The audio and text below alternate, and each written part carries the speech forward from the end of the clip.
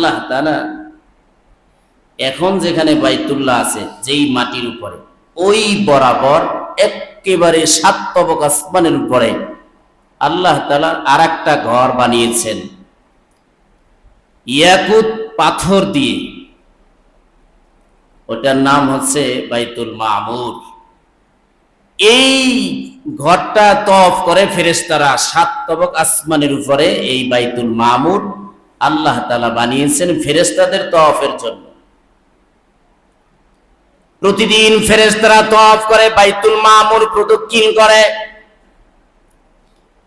আল্লাহ রাসূল বলেন প্রতিদিন ৭০,০০০ ফেরেশতারা বাইতুল মামুর তওয়াফ করে প্রদক্ষিণ করে।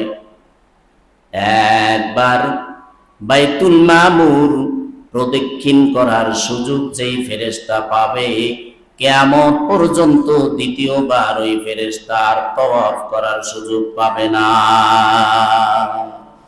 এবারে চিন্তা করেন কত ফেরেশতা আল্লাহ বানাইছেন। আল্লাহ বলেন ও ফেরেশতারা 7 তবক আসমানের উপরে যে একটা ঘর আমি আল্লাহ বানাইছি তোমাদের তওয়াফের জন্য। দুনিয়াতেও ওই বাইতুল মামুরের ছায়া বরাবর একটা ঘর নির্মাণ করতে হবে।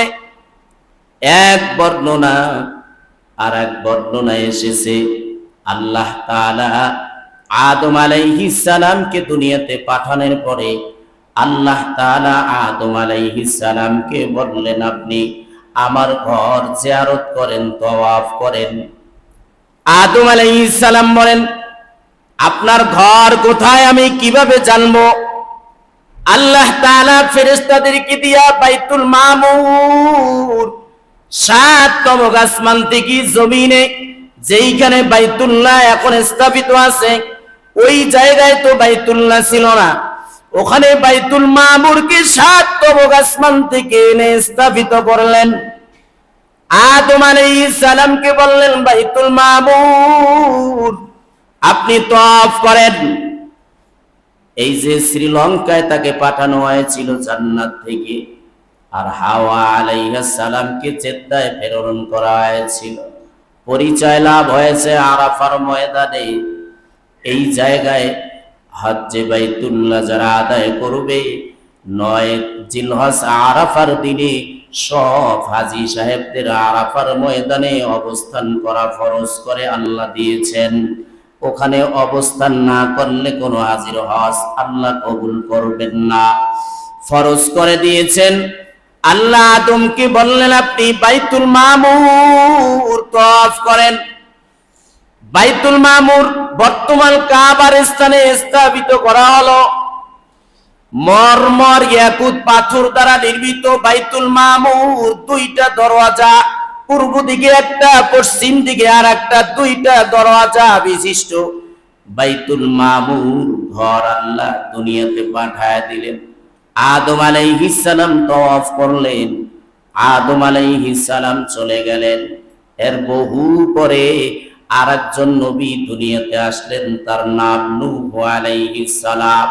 নূহ আলাইহিস সালাম 950 বছর দাওয়াত দিয়েছেন, মাত্র 80 জন নারী পুরুষ মুসলমান হয়েছে, আর কেউ মুসলমান হয় নাই। নূহ আলাইহিস সালাম আল্লাহর কাছে দোয়া করলেন ও আল্লাহ এই বেঈমানদেরকে আমি 1 দিন না 2 দিন না 1 সপ্তাহ না 1 মাস না 1 বছর না আমি প্রায় 900 বছর দাওয়াত দিয়েছি, এরা কালিমা পড়ে নাই, আমাকে প্রতিদিন আঘাত করেছে। ও আল্লাহ শুধু বেঈমানদেরকে ধরবা না, শুধু বেঈমানদেরকে মারবা না আল্লাহ, ওদের ঘর, ওদের অট্টালিকা, ওদের বাড়ি গাড়ি সব সুদ্ধা ওদেরকে ধ্বংস করে দাও। আল্লাহ বলেন ও পয়গম্বর নূহ তুমি একটা কিস্তি বানাও, কিস্তি বানাইয়া কিস্তির ভিতরেই তোমার আনুগত্যকারী মুসলমান নারী পুরুষদেরকে উঠাও, পৃথিবীতে মহাপ্লাবন হবে। আল্লাহ আকাশকে বললেন ও আকাশ তোর ভিতরে যত বানিয়েছে সব ছেড়ে দে। জমিন রে আল্লাহ অর্ডার করলেন জমিন তোর ভিতরে যত বানিয়েছে সব তুই বের করে দে। এইভাবে আল্লাহ আসমানকে হুকুম দিলেন জমিনকে হুকুম দিলেন, পানি জমিন থেকে ওঠা শুরু হয়ে গেল, আসমান বর্ষণ করা শুরু হয়ে গেল, প্রচন্ড বাতাস, মহাপ্রলয়ঙ্কারী ঝড় যখন শুরু হয়ে গেল, সব কিছু শেষ হয়ে গেল। আল্লাহ বলেন, ও জিবরাইল, ওই যে বাইতুল মামুর পৃথিবীর জমিনের উপরে আমি রেখে দিয়েছি, ওই বাইতুল মামুর তুমি 7 তবক আসমানের উপরে নিয়ে আস। এই বাইতুল মামুর যেদিন আল্লাহ তাআলা জমিনে প্রেরণ করেছিলেন ফেরেশতাদের মাধ্যমে, ওই দিন সাথে আর একটা পাথর আল্লাহ পাঠিয়েছিলেন, যেই পাথরের নাম হাজরে আবিয়াস, সাদা একটা পাথর, জান্নাতি পাথর। ওই পাথরটাও বাইতুল মামুরের সাথে ছিল। তদানীন্তন সময় একজন দুশ্চরিত্রা নারী, পাপিষ্ট, এই সাদা পাথর স্পর্শ করার কারণে কালো হয়ে যায়। রাসূল বলেন, যত হাজিরা বাইতুল্লাহ যায়, গিয়া হাজরে আসওয়াদ কি চুমো খায়, রাডার সিস্টেম চুম্বকের মতন মানুষের গুনাহগুলো চুষে খেয়ে ফেলে, বান্দাগুলোকে নিষ্পাপ করে দেয়। এখানে চুমু খাওয়ার জন্য সব হাজী সাহেবরা পাগল করা হয়ে যায়। এই হাজরে আবিয়াসটা গুনাহগার স্পর্শ করার কারণে কালো হয়ে গেছে।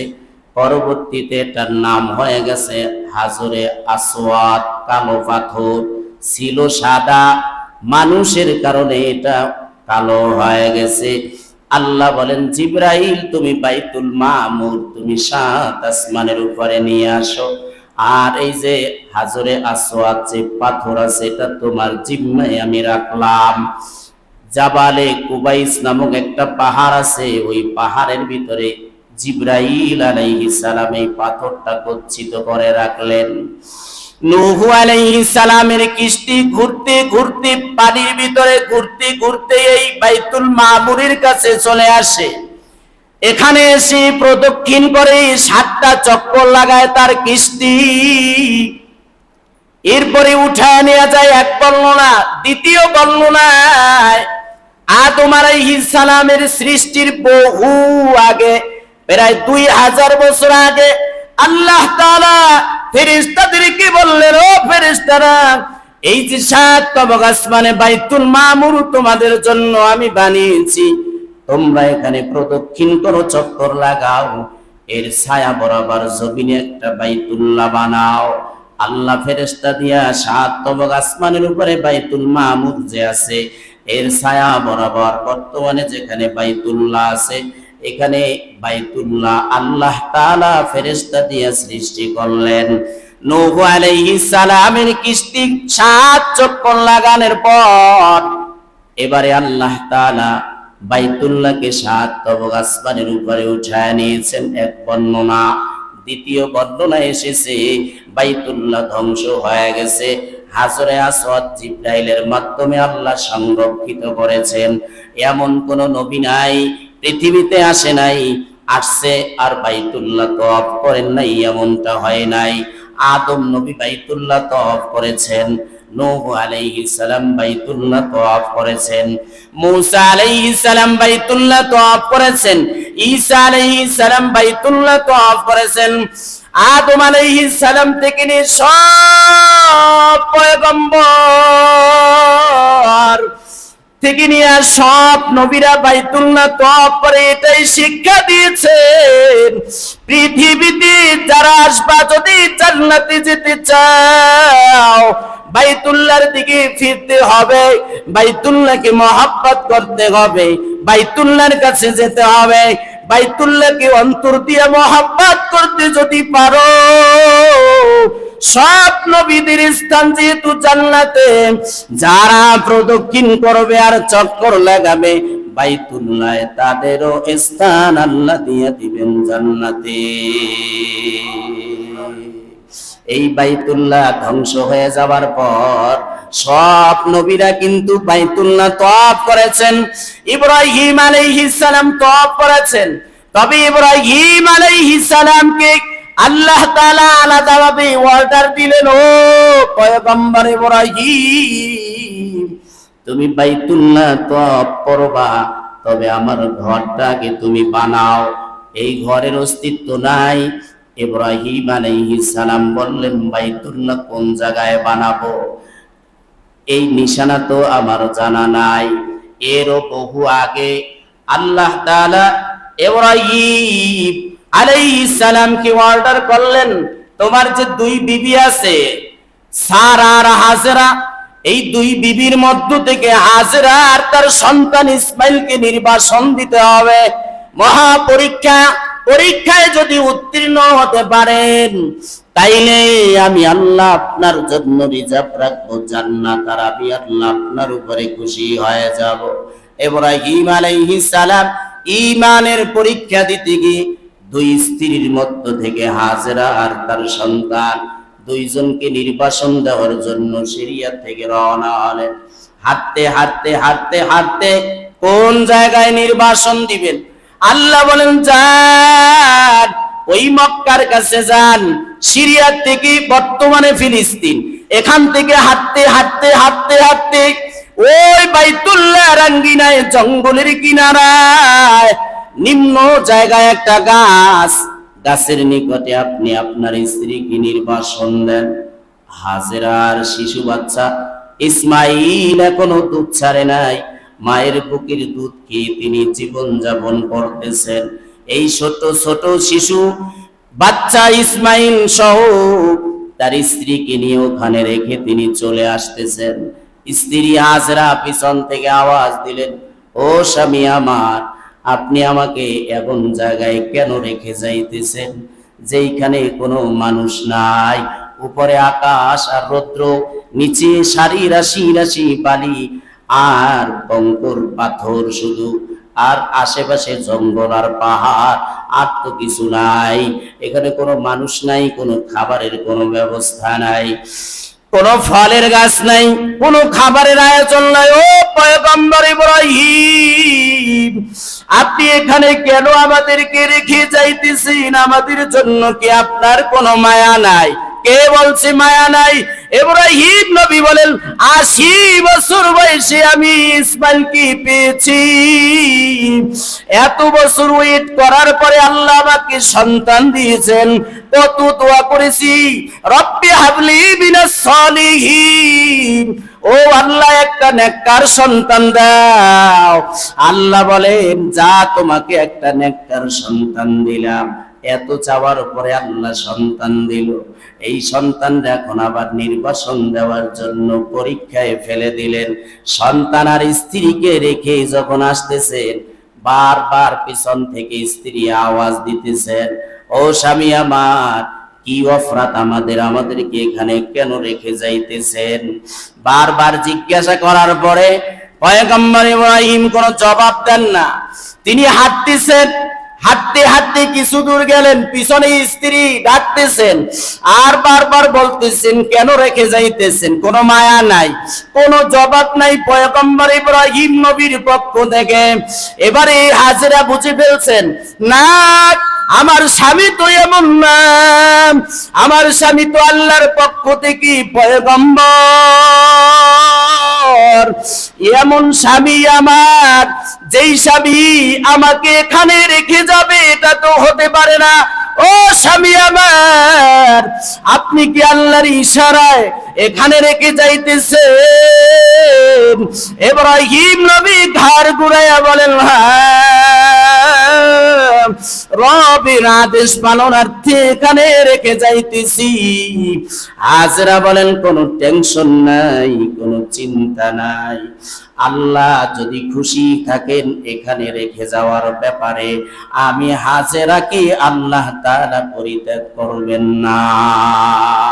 সাথে অল্প কিছু খেজুর কয়েকটা আর অল্প কিছু পানি সাথে দিয়ে ইব্রাহিম নবী অনেক দূরে চলে আসলেন। এসে তার সাওয়ারি থেকে নেমে জমিনের উপরে তিনি সিজদায় পড়ে গেলেন, বাইতুল্লাহর দিকে মুখ করে আল্লাহর কাছে দোয়া করলেন, ও আল্লাহ, একজন স্ত্রী সিরিয়ায় রেখে আসলাম, আর একজনকে এখানে রেখে যাইতেছি। কেমন পরীক্ষা! ইমানের পরীক্ষা প্রত্যেক নবীরা দিয়েছেন, প্রত্যেক নবীর উম্মতদেরকেও ঈমানের পরীক্ষায় পাস করতে হবে। কথা ঠিক না বেঠিক? এই দেশে বাতিলের কোনো অভাব নাই, বাতিল ফেরকার কোনো অভাব নাই। এই বাতিল ফেরকার সামনে মুমিনদের ঈমানের পরীক্ষা দিয়া পাস করা লাগবে, তাইলে জান্নাত পাওয়া যাবে। প্রত্যেক নবীরা ঈমানের পরীক্ষা দিয়েছেন।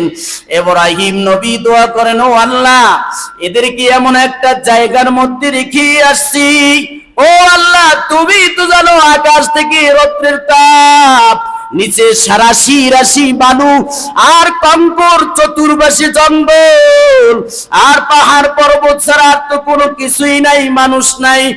এমন জনমানবহীন একটা জায়গার ভিতরে কলিজার টুকরা সন্তান ইসমাইলকে আর আমার স্ত্রীকে রেখে গেলাম। এর জিম্মাদার তুমি আল্লাহ হয়ে যেও। ওই ইব্রাহিম আলাইহিস সালামের দোয়ার বরকতে এখনো পর্যন্ত সৌদি আরবের ভিতরে, মক্কার ভিতরে এত পরিমাণ আল্লাহ নেয়ামত দিয়েছেন, কিয়ামত পর্যন্ত সব মানুষ যদি এই নেয়ামত ভোগ করে তারপর শেষ হবে না। এত নেয়ামত দিয়েছেন। কিছুদিন যাওয়ার পরে পানিও শেষ, খেজুরও শেষ। হাজেরা আবার তাকায় দেখে শিশু বাচ্চা ইসমাইল ছটফট ছটফট করতেছে, কোনো আবারও নাই, শুধু একটা গাছের ছায়া, পানি নাই, খাবারও নাই। মা তো সহ্য করতে পারে না। হাজেরা আবার দৌড়িয়ে একটু দূরে গেলেন, তাকায় রইলেন বাচ্চার দিকে। বাচ্চাটা ছটফট করতেছে, কি করা যায় চিন্তা করতে করতে তিনি হাঁটলেন। সামনে তাকায় দেখেন একটা পাহাড়। আল্লাহ বলেন, ইন্নাস সাফা ওয়াল মারওয়াতা মিন শাআইরিল্লাহ। আল্লাহ বলেন দুইটা পাহাড় আছে, একটা পাহাড় সাফা আর একটা মারওয়া। হাজরা দৌড়াইয়া সাফা পাহাড়ের উপরে উঠলেন। নারী দৌড়াইতে গিয়া তার পায়ের উপর থেকে কাপড় সরে গেল, এমন দৌড় দিলেন সন্তানের জন্য পাগল। সাফায় দৌড়াইয়া মারওয়ায় গেলেন, মারওয়ায় গিয়ে আবার দৌড়াইয়া তিনি চলে আসলেন সাফাতে। এভাবে 7 বার নারী মানুষ দৌড়াইলেন। আল্লাহর কাছে দৌড়ানিটা এত পছন্দনীয় হয়ে গেছে। আল্লাহ বলেন, ও হাজী সাহেবরা, যদি বাইতুল্লাহ আসো, হজ্জে বাইতুল্লাহ আদায় করার জন্য, আমার হাজেরা যে এই 2 পাহাড়ে দৌড়াইছে, তুমিও যদি না দৌড়াও তোমার হজ আমি কবুল করব না। দৌড়াইতে দৌড়াইতে 7 চক্কর দেওয়া শেষ। এবারে হিস হিস শব্দ শুনলেন, আওয়াজ শুনলেন, কে কে আমার বাচ্চার জন্য কোনো খাবারের ব্যবস্থা আসেনি?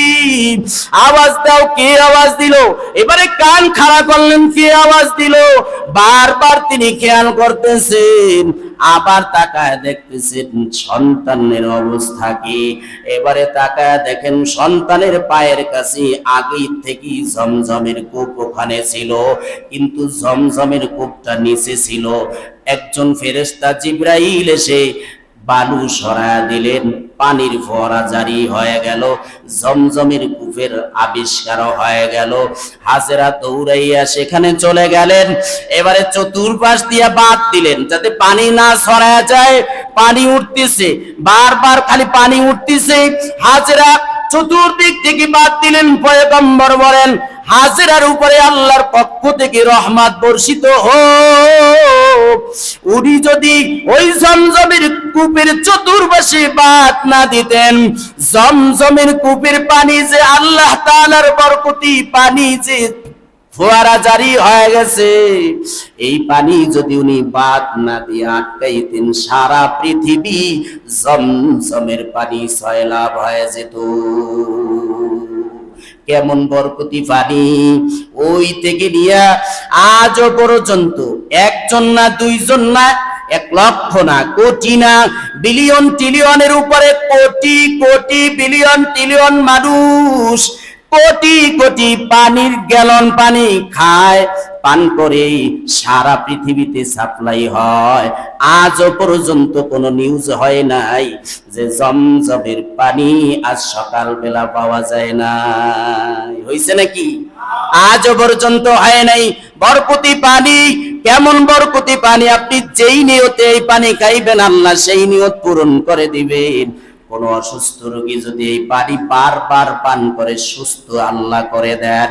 এই পানি পান করার দ্বারা একজন ব্যক্তির তৃষ্ণা নিবারণ হয়ে যায়। আপনি যখন বাইতুল্লাহ তওয়াফ করবেন, একটা চক্কর লাগাবেন, হাজরে আসওয়াদ চুমা খাইবেন, ঘুরি দিবেন, একটা ঘুরি দেওয়ার পরে 7টা চক্কর যখন লাগাইবেন, প্রত্যেকটা হাজী সাহেবের কলিজা তখন শুকায়া যায়। একটা গ্লাস জমজমের পানি খাওয়া মাত্রই তৃষ্ণা নিবারণ হয়ে যায়। এই জমজম আবিষ্কার হয়ে যায় ওখান থেকে। জমজমের পানি কেন শেষ হয় নাই? আল্লাহ বলেন, মসজিদে নববী আমার ঘর, এটা আমি বানাইছি। বাইতুল্লাহ আল্লাহর ঘর। এই ঘরে নামাজ পড়লে 1 লক্ষ, 1 রাকাতের বিনিময়ে 1 লক্ষ রাকাত নামাজের সওয়াব আল্লাহ দিবেন। আমার ঘর মসজিদে নববীতে এসে যদি কোনো বান্দা নামাজ আদায় করে, একে 1000, একে 50,000 রাকাত নামাজের সওয়াব আল্লাহ দিবেন। আল্লাহ রাসূল বলেন, আমার মিম্বর, মসজিদে নববীর যেই মিম্বর আছে, ওই মিম্বরের বরাবর আল্লাহ তাআলা হাউজে কাউসার রেখে দিয়েছে।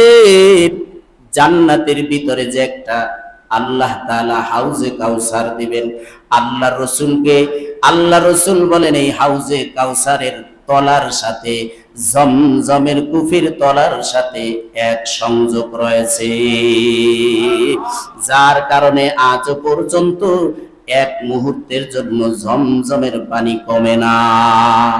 এক ব্যক্তি জমজমের কূপের মধ্যে পড়ে গেছে, মারা গেছে। নিয়ম হলো, মাসালা হলো, যেই কূপে পড়ে মানুষ মারা যাবে, কোনো প্রাণী পড়ে যদি মারা যায়, বড় প্রাণী, তাইলে সব পানি উঠায় ফেলতে হবে।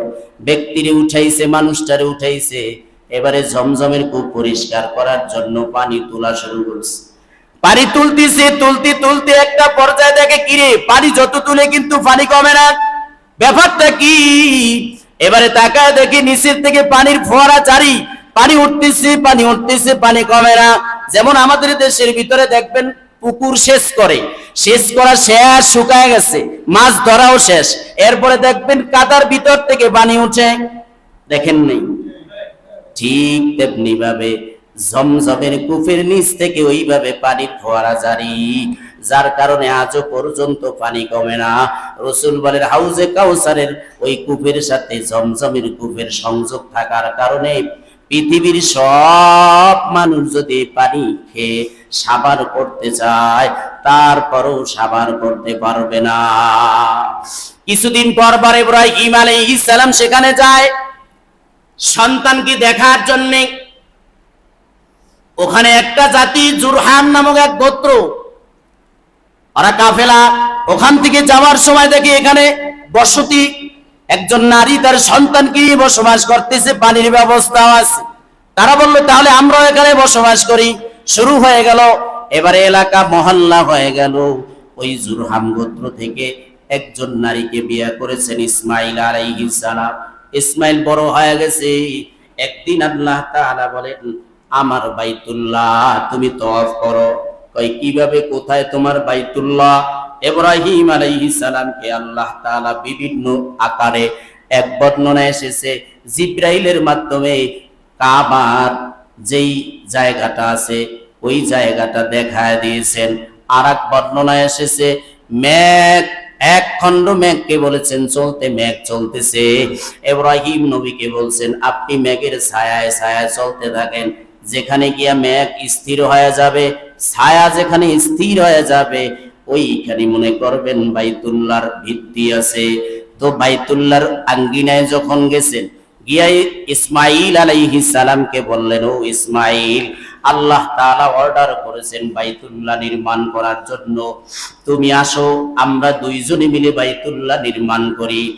আল্লাহ বলেন, ওয়াইদ ইয়ারফাউ ইব্রাহিমুল কাওয়াইদা মিনাল বাইতি ওয়া ইসমাইল, যখন ইব্রাহিম আর ইসমাইল আলাইহিস সালামের বাইতুল্লাহর ভিত্তি স্থাপন করলেন, রব্বানা, আবার আতঙ্ক অন্তরের ভিতরে, আল্লাহর ঘর নির্মাণ করব, যদি আল্লাহ কবুল না করেন তাহলে আমাদের পরিশ্রম তো বৃথা যাবে।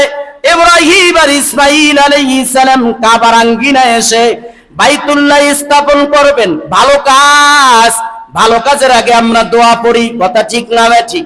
ভালো কাজ করার আগে, উদ্বোধন করার আগে দোয়া করা।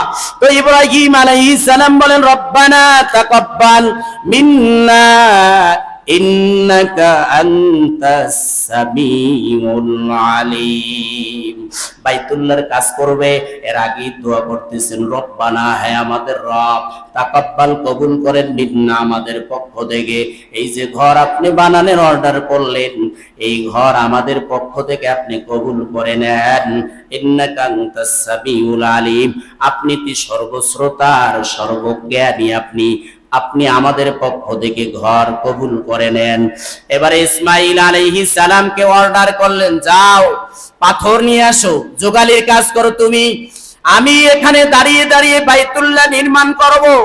তো 5টা জায়গা থেকে, 5টা পাহাড় থেকে ইসমাইল আলাইহিস সালাম সুন্দর সুন্দর বড় বড় পাথর এনে দিলেন। ইব্রাহিম আলাইহিস সালাম এক একটা পাথরের উপরে এক একটা পাথর রাখতেছেন, অটোমেটিক লেগে যাইতেছে। এবারে চতুর্দিক থেকে প্রায় 20 হাত লম্বা, পূর্ব পশ্চিমে 2টা দরওয়াজা, এখন দরওয়াজা একটা, তাও জমিন থেকে মাথার উপরে। আর ইব্রাহিম আলাইহিস সালাম যখন বাইতুল্লাহ নির্মাণ করেছেন, তখন দরওয়াজা ছিল 2টা, একটা পূর্ব দিকে আর একটা পশ্চিম দিকে। আর ইব্রাহিম আলাইহিস সালামের কাছে যখন ইসমাইল আলাইহিস সালাম পাথর আনতেছেন, পাথর আনার পরে তিনি 20 হাত লম্বা করে ঘরটা যখন নির্মাণ করতেছেন, নির্মাণ করার পরে যেখানে হাজরে আসওয়াদ লাগানো বাইতুল্লাহর একটা পার্শ্বে, ওই বরাবর দেয়াল যখন উঠলো, ইব্রাহিম আলাইহিস সালাম বললেন, ও ইসমাইল, এমন একটা পাথর তুমি খুঁজে আনো, যেই পাথরটা এখানে লাগাইলে প্রত্যেক হাজী সাহেবের আকর্ষণ বাড়বে, এই পাথরটার দিকে প্রত্যেক ব্যক্তির যেন আকর্ষণ বেড়ে যায়, এমন একটা সুন্দর পাথর তুমি তালাশ করে নিয়ে আসো। বাবার আদেশ পাইয়া ইসমাইল আলাইহিস সালাম এবারে দৌড়, বিভিন্ন পাহাড়ে গিয়া তালাশ করতেছেন না, এক একটা পাথর ধরেন না, এটা বেশি সুন্দর না। এবারে তালাশ করতে করতে যখন জাবালি আবি কুবাইস এই পাহাড়ের উপরে গেলেন, জিবরাইল আলাইহিস সালাম আওয়াজ দিলেন, ও ইসমাইল, রবের পক্ষ থেকে একটা আমানত আমার কাছে আছে, আমার জিম্মায় আছে একটা পাথর, ওই যে হাজরে আসওয়াদ তথা হাজরে আবিয়াদ, জান্নাতি পাথর, ওই পাথরটা আমার জিম্মায় আছে, আল্লাহর অর্ডার হয়েছে, এই পাহাড়ের ভিতরে আছে, তুমি ওই পাহাড় থেকে ওই পাথরটা নিয়ে যাও। এবারে ইসমাইল আলাইহিস সালাম ওই পাথর নিয়ে গেলেন। ইসমাইল আলাইহিস সালাম গিয়া যেখানে এখন হাজরে আসওয়াদ, যে বাইতুল্লাহর যেই জায়গায় লাগানো আছে, ওখানে তিনি স্থাপন করে দিলেন। এরপরে আর মাথার উপরে আর দেয়াল তো উপরে উপরে মানুষ এখন যাওয়া সম্ভব না, কিভাবে যাবে? যাইতে হলে তো উপরে উঠতে হবে, চঙ্গা লাগবে, সিঁড়ি লাগবে, সিঁড়ি তো নাই। ইসমাইল আলাইহিস সালামকে ইব্রাহিম আলাইহিস সালাম বলল, যাও আর একটা পাথর নিয়ে আসো, পাথরের উপরে আমি দাঁড়াবো, দাঁড়াই আমি আল্লাহর ঘর নির্মাণ করব। ইসমাইল আলাইহিস সালাম পাহাড়ে চলে গেলেন, একটা পাথর নিয়ে আসলেন, বড় একটা পাথর, যেই পাথরের উপরে দাঁড়াইয়া ইব্রাহিম আলাইহিস সালাম বাইতুল্লাহ নির্মাণ করেছেন। ওই পাথরটা আল্লাহ তাআলা এখনো রেখে দিয়েছে মাকামে ইব্রাহিম। প্রত্যেক হাজী 7 চক্কর লাগানোর পর ওই মাকামে ইব্রাহিম তথা ওই ইব্রাহিম আলাইহিস সালামের কদমের ছাপ এখন ওই পাথরের উপরে লাগানো আছে। ওই পাথরটা এখন গেলাসে আছে, বাইতুল্লাহ থেকে একটু দূরে, বাইতুল্লাহর কাছেই ছিল। ওমর রাদিয়াল্লাহু তাআলা আনহু তিনি হাজীদের তওয়াফের সুবিধার্থে ওই পাথরটাকে একটু দূরে নিয়ে রাখছেন। ওখানে গিয়া 2 রাকাত নামাজ পড়া প্রত্যেক হাজীর জন্য ওয়াজিব, নামাজ পড়তেই হবে। যদি ওই পাথরকে সামনে নিয়ে না পড়তে পারে, এক আঙ্গিনায় গিয়ে অবশ্যই পড়তে হবে। এই পাথরটা কেমন ছিল? সিঁড়ি হিসাবে ব্যবহার করেছেন ইব্রাহিম আলাইহিস সালাম। যখন উপরে যাওয়া লাগবে, অনেক উপরে, বাইতুল্লাহ অনেক উপরে, তো পাথর লিফট হিসেবে কাজ করতো, উপরে চলে যেত। আবার যখন নিচে নামার দরকার হতো তখন পাথর অটোমেটিক লিফট সিস্টেমে নিচে নেমে আসতো। এই পাথরটা এখনো আছে। ইব্রাহিম আলাইহিস সালামের ওই জায়গাটাকে আল্লাহ তাআলা 2 রাকাত নামাজ পড়ার জন্য ওয়াজিব করে দিয়েছেন। প্রত্যেকটা নিদর্শন রয়েছে বাইতুল্লাহ। বাইতুল্লাহ নির্মাণ হয়ে গেল 2টা দরজা বিশিষ্ট, একটা পূর্ব দিকে আর একটা পশ্চিম দিকে। 2 দরজা ছিল একেবারে জমিনের সাথে লাগানো, এক দরওয়াজা দিয়ে ঢুকতো আর এক দরওয়াজা দিয়ে বের হয়ে যেত। এই বাইতুল্লাহ একবার আর 2বার নির্মাণ হয় নাই, বহুবার এটা নির্মাণ হয়েছে। এবারে কুরাইশরা যখন আসলো, আল্লাহ রসুল দুনিয়াতে আসলেন, রসুলের বয়স 35 চলতেছে। এমন সময় কুরাইশরা বলল, বাইতুল্লাহ আমরা ভেঙ্গে পূর্ণ নির্মাণ করতে চাই। এই উদ্যোগ নিল তারা। তবে হ্যাঁ, সুদের টাকা চলবে না, হারাম টাকা চলবে না, হালাল টাকা দিয়ে আমরা বাইতুল্লাহ নির্মাণ করব। তবে বাইতুল্লাহ কে ভাঙবে? অন্তরের ভিতরে ভয়। বাইতুল্লাহ ভাঙ্গার দুঃসাহস তো কেউ দেখাতে পারে না। একজন উপরে উঠছে হাতুড়ি নিয়ে অথবা কোদাল নিয়ে, বাইতুল্লাহর একটা ইট ভেঙ্গে ফেলেছে। সাথে সাথে ওই ভাঙ্গা ইটটা নিচের থেকে উড়ে এসে আবার জায়গায় লেগে গেছে। সব দৌড় মারছে, না জানি আল্লাহর গজব পড়বে। কারণ একটা সূরা আছে সূরাতুল ফিল, ওই সূরার ভিতরে আল্লাহ তাআলা আব্রাহা বাদশার ঘটনা এনেছে। ওই বেঈমান নিজের এলাকায় বাইতুল্লাহ বানাইবে আর আল্লাহর বাইতুল্লাহ ভেঙ্গে ফেলবে। ভাঙ্গার জন্য এসেছিল, আল্লাহ তাআলা সব সহ ধ্বংস করে দিয়েছে। এ ঘটনা তো কুরাইশদের সামনেই ঘটেছিল। আব্দুল মুত্তালিবও তখন রাসূলের দাদা, তখনও জীবিত। ওই সময়ের ঘটনাই ঘটছে তাদের চোখের সামনে। এজন্য বাইতুল্লাহর সামনে গেলে সবাই নত হয়ে যায়। এই বাইতুল্লাহর ইট ভাঙবে কি? এত বড় সাহস তো কারো নাই। আর একজন বলে আমি ভাঙবো, তবে আমাদের উদ্দেশ্য তো ভালো। সে ইট ভাঙছে, ভাঙ্গার উপরে কয় এখন কাজ বন্ধ রাখো, আগামীকাল পর্যন্ত ওয়েট করব।